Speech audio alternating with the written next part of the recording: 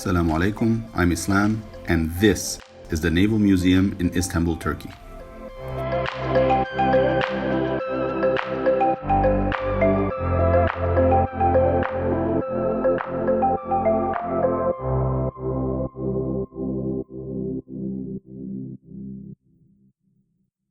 Come on, let's take a look inside.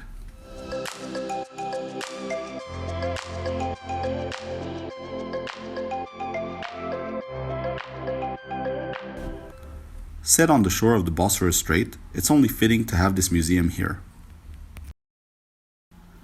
Originally opened in 1897 by Admiral Hasan Husnu Pasha, it was Istanbul's first naval and military museum.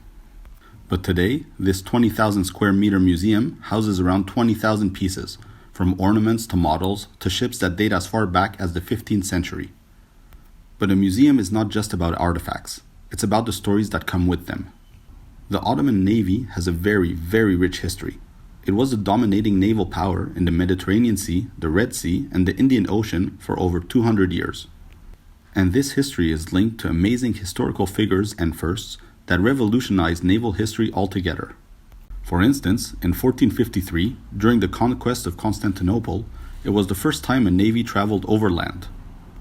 So as the story goes, an enemy ship managed to get through the Ottoman blockade, with provisions which would only prolong the siege.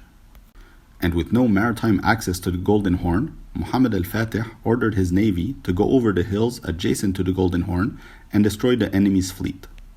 Then, in the 1500s, you have the Barbarossa Brothers. The origin of this name is deformed since one of the brothers was named Arruch, and European Muslims affectionately called him Baba Arus, which eventually turned into Barbarossa, meaning red beard in Italian. Now, Barbarossa was not a pirate, even if the West portrays him that way. The phrase Mission Impossible was literally coined at his time. He was decreed by the Caliph Selim I to sail from Istanbul to Spain, fight off any enemy ships in the Mediterranean, occupy Spanish port cities, ambush churches, and capture their priests, interrogate them to find out where they are secretly torturing non-Christians, liberate them, and then sail to Algeria with the rescuees under the cover of nightfall. All I can say is Tom Cruise, eat your heart out. Eventually, the Spanish army got to him and dismembered him limb by limb. Yet that didn't satisfy them. They brought his head back to Spain and toured the country with it, and every church rang its bells in joy when the cortege passed. However, Barbaross wasn't alone in his endeavor. He had three brothers who accompanied him in his quest. One of them was Khusrov, known as Hayreddin Barbaross. He took over where his brother left off and was an even greater nightmare for the kings of Europe. He was victorious at the Battle of Preveza, one of the largest naval battles till that time. His success even pushed Charles V to offer Barbaross to be his naval commander and to name his price. To this, Hayreddin Barbaross replied that he would never ally himself with Charles V, even if he offered him all the wealth of the world.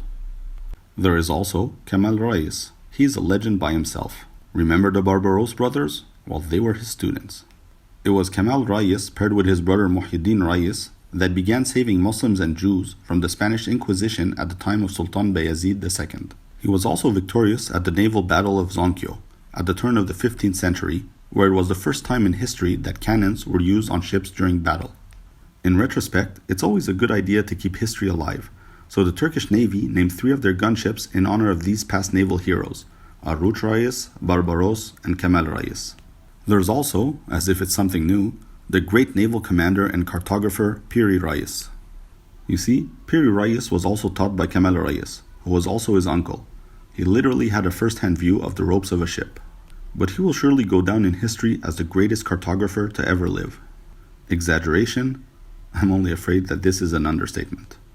You see, if we take his maps drawn during the 16th century and compare them to satellite imagery, they would practically superpose. In more recent history, 1886 to be precise, the Ottomans under the reign of Sultan Abdul Hamid II were the first to use a torpedo from a fully submerged submarine to sink a ship. This first completely revolutionized naval warfare. Visiting all these innovations and heroes helped clear out a lot of misconceptions and false legends of that period. And if you're still not convinced, well, check it out for yourself. It's a must-see. With that said, salam from the Naval Museum in Istanbul, Turkey.